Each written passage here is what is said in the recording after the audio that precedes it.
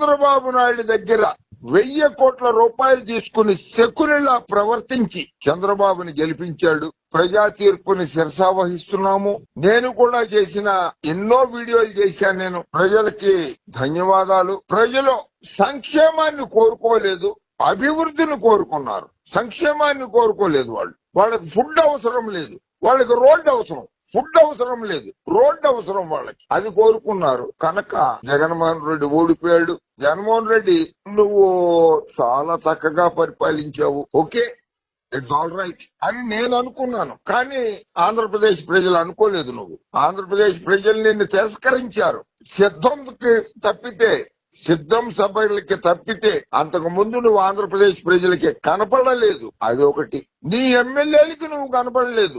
2, నీ ఎంపీలకి నువ్వు కనపడలేదు. 3, తిరుమల తిరుపతి దేవస్థానంలో దర్శనం చేయించలేని నీ ఎమ్మెల్యేలు ధర్మారెడ్డి పుణ్యమా అని. ధర్మారెడ్డి అనేవాడు ఉంటే తిరుమల తిరుపతి దేవస్థానంలో నీ ఎమ్మెల్యేలు ఇచ్చిన లెటర్లు, నీ ఎంపీలు ఇచ్చిన లెటర్లు డస్ట్బిన్ లో పారేశాడు ధర్మారెడ్డి అనేవాడు. అది దర్శనాలు కూడా చేయించలేని పరిస్థితి ప్రభుత్వాన్ని నడిపావు జగన్మోహన్ రెడ్డి. 3, తప్పులు చెప్పడం కాదు. నీ సంక్షేమ పథకాలు బాగా జరిగినాయి. 4,81,000 కోట్ల రూపాయలు సంక్షేమ పథకాల్ని డైరెక్ట్ బెనిఫిషియరీ ట్రాన్స్ఫర్ ద్వారా వేసినా సరే ప్రజలు తిరస్కరించారు. అవ్వాతాతలు, అక్కా చెల్లెళ్లు, అన్నాదమ్ములు అందరికీ కూడా నువ్వు చేసావు. ఆటో డ్రైవర్లకి 10,000 రూపాయలు ఇస్తే, నేను తిరుపతి వెళ్ళినప్పుడు ఒక ఆటోలో ఆటో డ్రైవర్ని అడిగితే ఇచ్చాడు జగన్ 10,000. 4,000 దొబ్బేశాడు మా దగ్గర నుంచి. ఎందుకు దొబ్బేశాడయ్యా అని అడిగితే ఆ పోలీసు వాళ్ళు ఫైన్లు వేశారు. చంద్రబాబు ఉన్నప్పుడు వేయలేదు, వీడు వచ్చినాక జగన్ కార్డు వచ్చిన తర్వాత మాకు ఫైన్లు వేయడం మొదలెట్టాడని చెప్పారు నాకు. ఒక ముఖ్యమంత్రిని పట్టుకుని నీ దగ్గర 10,000 తీసుకుని 4,000 ఫైన్లు కట్టిన వాడు అంటున్నాడు. ఒక ముఖ్యమంత్రిని పట్టుకుని నీ దగ్గర 10,000 తీసుకుని. So it doesn't mean mister Jaganmohan Reddy, Sajjala Ramakrishna Reddy పార్టీని భ్రష్టు పట్టించాడు. 2, 4 ఎంపీ రాజ్యసభ సీట్లు వస్తే 2 తెలంగాణ వాళ్ళకి ఇచ్చావు నువ్వు. 1 నిరంజన్ రెడ్డి, 2 ఆర్ కృష్ణయ్య. ఆంధ్రప్రదేశ్ లో బీసీలు లేరా? ఆర్ కృష్ణయ్య తెలంగాణ వాడికి ఎందుకు ఇచ్చావు? అక్కడ నిరంజన్ రెడ్డి తెలంగాణ అక్కడే. ఆంధ్రాలో రెడ్లు లేరా నీకు ఇవ్వడానికి? ఒక్కడికన్నా ఇచ్చావా? 2. ఇటువంటి తప్పులు చాలా చేశావు జగన్మోహన్ రెడ్డి. 4లో 2 ఇచ్చావు. అలాంటివి చాలా తప్పులు చేయడం జరిగింది. ఎక్కడ చిత్తూరు జిల్లా, ఎక్కడ ప్రకాశం జిల్లా, అక్కడ ఉన్నటువంటి చెవిరెడ్డి భాస్కర్ రెడ్డిని తీసుకొచ్చి ఒంగోలులో పార్లమెంట్ సీటుకు పోటీ చేస్తావా? ఎక్కడ నెల్లూరు, ఎక్కడ నరసరావుపేట? నెల్లూరు నుంచి తీసుకొచ్చి అనిల్ కుమార్ యాదవ్ ని నరసరావుపేటలో పోటీ చేయిస్తావా? వసంత కృష్ణ ప్రసాద్ ఏం తప్పు చేశాడని పార్టీలో నుంచి గెంటేశావు. పెనమలూరులో వాడు నా కొడుకులాగా పెరిగాడు నా దగ్గర. కేపీ రెడ్డి గారి కుమారుడు వాడు. నిన్ను డబ్బులు అడగడు, నీ దగ్గర డబ్బులు తీసుకోడు. అటువంటి పార్థసారథిని పార్టీలో నుంచి ఎందుకు బయట పెట్టావు? జొన్నలగడ్డ పద్మావతి అనంతపురం జిల్లాలో నీకేం అన్యాయం చేసింది? నిన్ను వెంట పెట్టుకునే ఉంది కదా. అంటే ఓహో, సాయంత్రం ఎప్పుడో కలవాలనంటే కలవలేదన్నా సీట్ ఇవ్వకుండా బయటికి పంపించింది.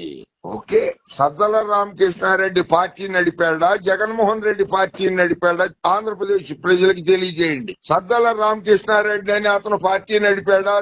వైఎస్ఆర్ కాంగ్రెస్ పార్టీని, వైఎస్ జగన్మోహన్ రెడ్డి పార్టీని నడిపాడు? ఆంధ్రప్రదేశ్ ప్రజలకి తెలియజేస్తే 2029లో ఓట్లు అడగండి. 2029లో ఓట్లు అడగండి. ఇంత దారుణంగా ఓడిపోవడానికి కారణం మిస్టర్ సజ్జల రామకృష్ణారెడ్డి మాత్రమే. ఎవరెవరికి నువ్వు అధికార పదవులు ఇచ్చావు? చంద్రబాబు నాయుడు నిరాహార దీక్ష చేస్తే ఆయన పక్కన పడుకున్న దేవులపల్లి అమరుని నీ media adviser, international adviser, national and national adviser Chandrababu Naidu దగ్గర పక్కలో పడుకున్నవాడు. వాడికి ఇంటర్నేషనల్, నేషనల్ మీడియా అడ్వైజర్ పదవి ఇస్తావా? కేఆర్సీ, మేము కేఆర్సీ అని పిలుస్తాం, కె రామచంద్రమూర్తి. ముందు దేవునిపల్లి అమర్ గురించే చెప్తా. చంద్రబాబు నాయుడు ముఖ్యమంత్రిగా ఉండగా ఉప్పల్లో 8 ఎకరాలు తమ్ముడు పేరు మీద 8 ఎకరాలు తీసుకున్నాడు. 800 కోట్లు ఖరీదారు. ఈ రోజు నాడు నార్సింగి అని ఉంటుంది రాజేంద్ర నగర్ మండలంలో గండిపేట దగ్గర 3 ఎకరాలు తీసుకున్నాడు, ఈ రోజు నాడు అది 600 కోట్లు.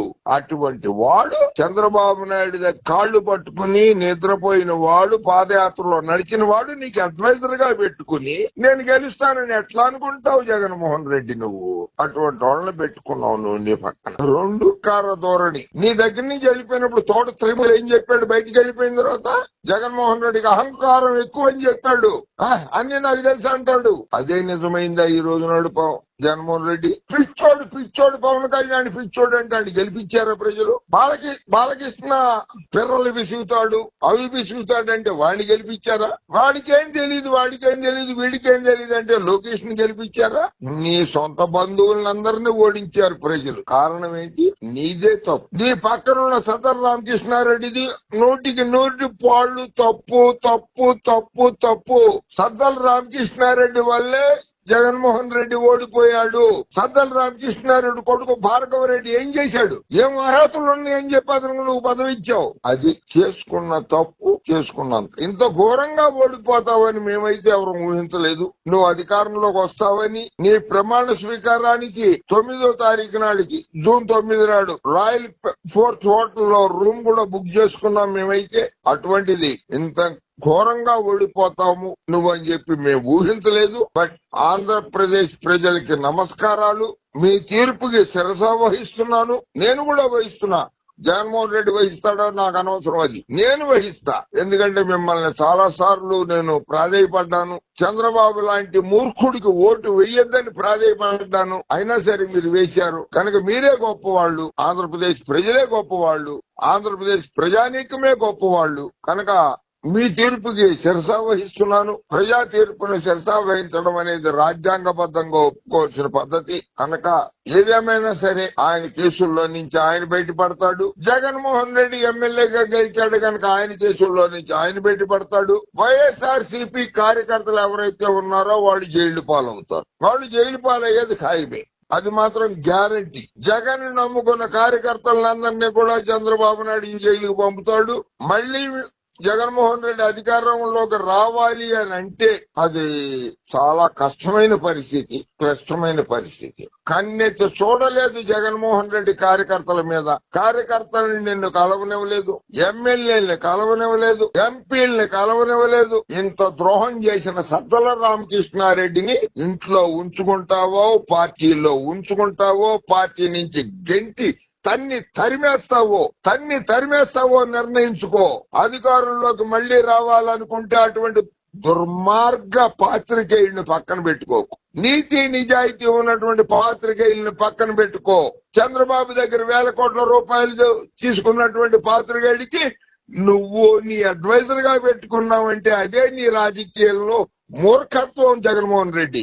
ఓకే, ఇక నుంచి అయినా పార్టీ నడపదలుచుకున్నావా, పార్టీ మూసేయదలుచుకున్నావా ఆలోచించుకో.